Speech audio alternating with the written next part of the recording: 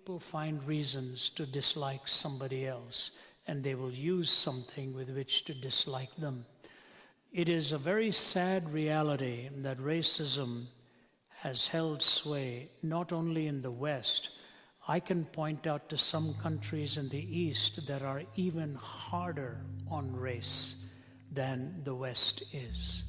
I'll remember in one country, I shall leave unnamed because I go to these countries all the time, but I was talking to somebody at the reception desk, and it's a country 10,000 miles away from here, whatever, and I befriend people wherever I go. I chat with them, they know me, and so I was asking her how things were going, and I said, you should be moving up now, probably going to be your floor manager or whatever. She said, no, I don't think so. I might spend many, many more years here.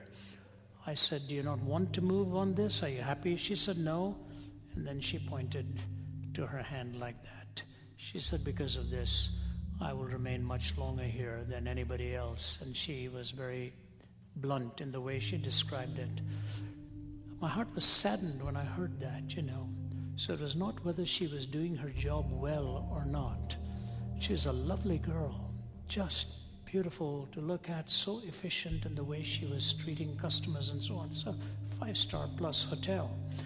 And yet, whether factual or not, her understanding was because of that, she would never make any progress. We often think race comes from just one side to the other. It is really not true.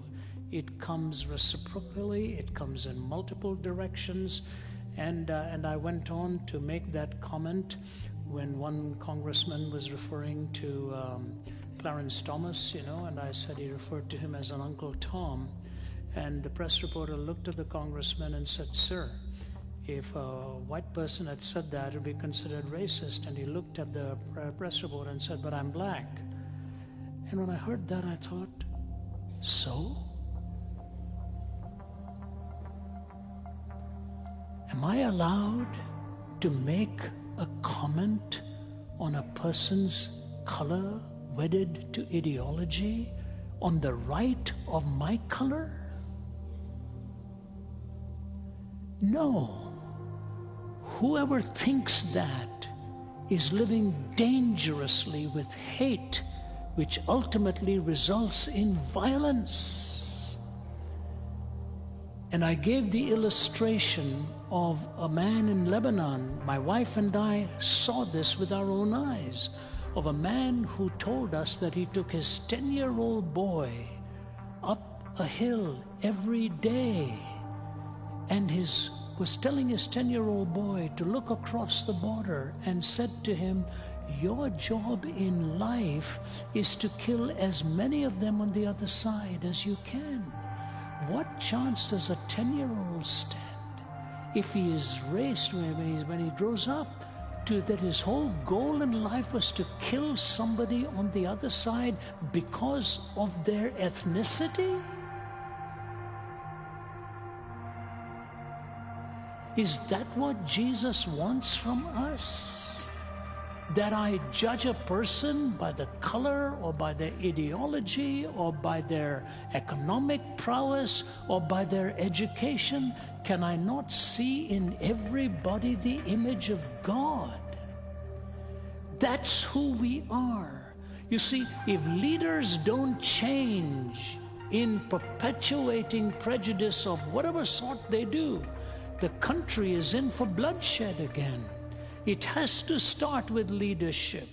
It has to start with leadership. Think of what Jesus did when he told the story of the Good Samaritan. Do you know how the Samaritans were hated by the Jews? It was a construct. They created that category because they were illegitimate racially. They were a mongrel tribe.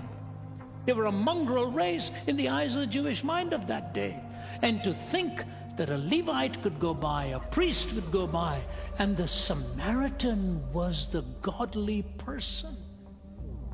He reversed everything. When Jacob met up with Esau, what did Jacob say to Esau? I now see in your face the face of God because you have accepted me. When we accept one another, it is a godly responsibility of mercy and grace. I was born in the south in India, and anybody from India here will sustain what I'm going to say to you. There's a complexion difference, there's a cultural difference from the north to the south. I was called names in Delhi because I was raised in the north. I will never repeat those names, but in school I was called those names.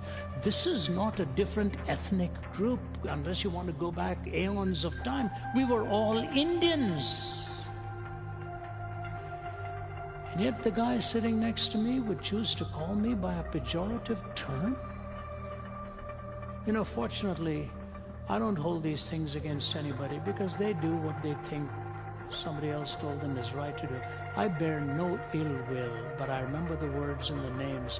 When I found Christ, I found out that if I hold a prejudice against anyone, I actually victimize myself more than I victimize them.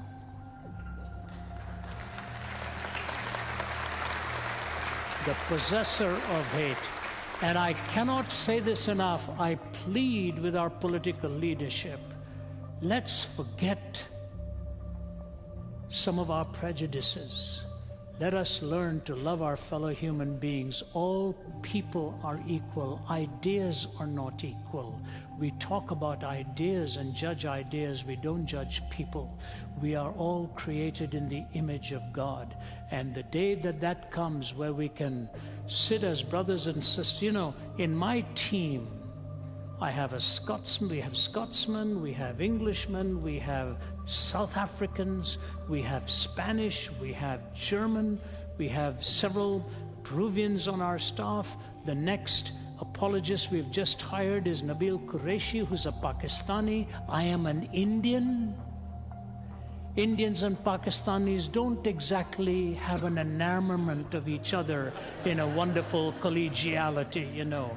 And yet here we are as brothers in Christ, not even thinking that he's a Pakistani and I am an Indian. We preach the gospel of Christ because that is the great leveler at the end of the day. And so I say, we need to especially take advantage of those who come from other parts of the world. Let them be the spokespersons, the voices that we need to love each other, whatever the color or the race from which they come.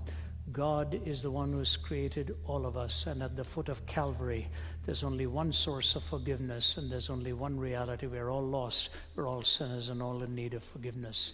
That is my plea. Yes, sir. Yeah.